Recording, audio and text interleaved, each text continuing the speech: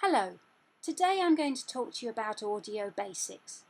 The first topic is propagation, how a wave, for example a sound wave, moves through a substance, for example air.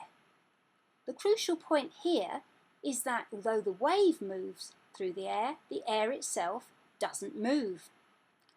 First of all, the air molecules are forced together so that they occupy a much smaller space than they normally would. Then they're forced apart so that they occupy a larger space than they normally would. Then they're compressed again and rarefied again.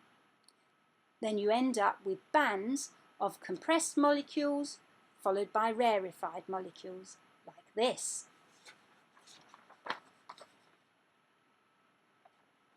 As the speaker moves out, it compresses the air. Then as it moves in again, it rarefies the air. The second topic is amplitude. Amplitude is the distance of the air molecules from their normal position. And if you plot them out, the distance from the centre line. This can be above the centre line in a positive direction or below the centre line in a negative direction. Now, the maximum amplitude is known as the peak amplitude value or just the peak value. This corresponds roughly to the loudness that we hear, but not exactly, because our ears are much more sensitive to sounds at certain frequencies, for example, between 3000 Hz or 3 kHz and 4000 Hz or 4 kHz. We can find out exactly how loud our ear is going to perceive a given level of decibels by looking at a Fletcher-Munson equal loudness contour curve, like this.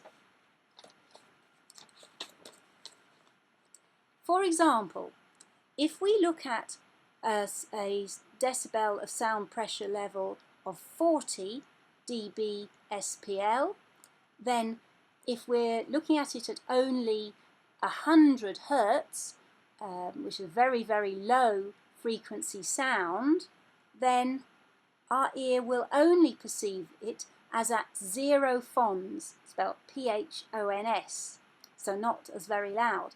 However, if we look at the same 40 dB SPL at 3000 Hz, then our ear perceives it as at 40 phons, so much louder.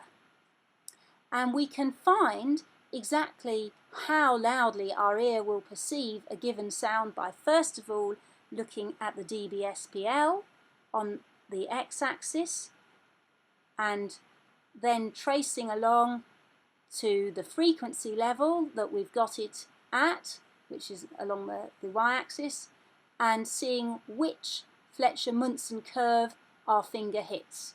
And that's how to find out how loud our ear perceives the sound as. The next topic is frequency. Frequency is the rate at which a sound wave repeats a complete cycle of positive and negative.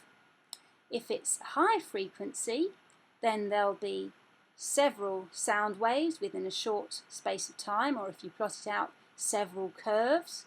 If it's a low frequency, there'll be only a few much gentler curves, like this. I've plotted out the high frequency along the top in green and the low frequency along the bottom in red. Finally, I'm going to talk to you about timbre. Timbre is how our ear distinguishes sounds with the same pitch and loudness, so everything which isn't either pitch or loudness. It's determined by four things, primarily. Firstly, by the upper harmonics, their number and intensity, how many of them there are, where they are and how loud they are. Secondly, it's determined by the attack-decay envelope, how the sound begins, that's particularly important, but also how the sound ends. It's thirdly determined by changes in the fundamental sound, which is known as vibrato, or also changes in the harmonics, and finally by the range between tonal or pitched sound and noise-like or random sound.